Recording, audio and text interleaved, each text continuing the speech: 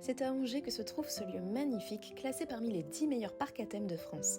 Moi qui pensais que l'on devait assez vite s'ennuyer dans un lieu consacré au monde du végétal et de la biodiversité, je ne m'attendais pas à avoir un tel coup de cœur pour ce parc qui offre plein d'expériences différentes et ludiques. À bord d'une barque artisanale appelée Gabar, on s'émerveille au fil de l'eau et de l'histoire de ce territoire.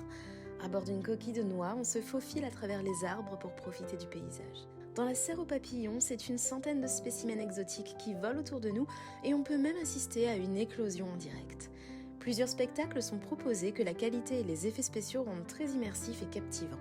À la fin de l'un d'eux, que j'ai particulièrement aimé, le trésor de la Pérouse, on se retrouve d'ailleurs directement plongé dans la continuité de l'histoire de la jeunesse du parc en traversant un superbe jardin tropical. On traverse aussi la plus grande structure en bambou d'Europe, le mystérieux jardin sans eau, la serre des brumes avec ses 2000 espèces d'orchidées, celle au cactus, celle du froid avec son étonnant mur de glace, ou encore le territoire des plantes carnivores. Le parc s'étend sur 25 hectares et 5 univers, avec 500 000 végétaux et 50 animations pour toute la famille.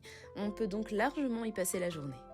Un tout nouvel espace immersif de 2000 m² vient d'ailleurs de voir le jour, Aventure au Bayou, qui nous transporte dans l'univers envoûtant et dépaysant de la Louisiane à travers un parcours interactif. Passage obligé par la clairière aux animaux pour y faire d'adorables rencontres. Labellisé divertissement durable, Terra Botanica est l'un des sites de loisirs et de culture les plus engagés de France. J'ai par exemple appris qu'aucun produit chimique n'y est utilisé et que des expériences insolites y sont menées. Les mégots sont par exemple transformés en bancs ou poubelles et les urines des visiteurs sont récupérées pour fertiliser les cultures d'agrumes. On trouve également 3 jardins pédagogiques, dont le potager de Terra, avec ses centaines de légumes du monde entier. Au cœur de la forêt, on trouve un espace de jeu avec des cabanes, des ponts de singes, des postes d'observation des oiseaux et un trampoline géant. Des ateliers do-it-yourself sont organisés pour les plus petits et des outils de jardinage adaptés aux enfants sont même mis à leur disposition dans le jardin malin. Et il y a plein d'autres choses encore que je n'ai pas eu le temps de découvrir, mais il me fallait bien un prétexte pour y retourner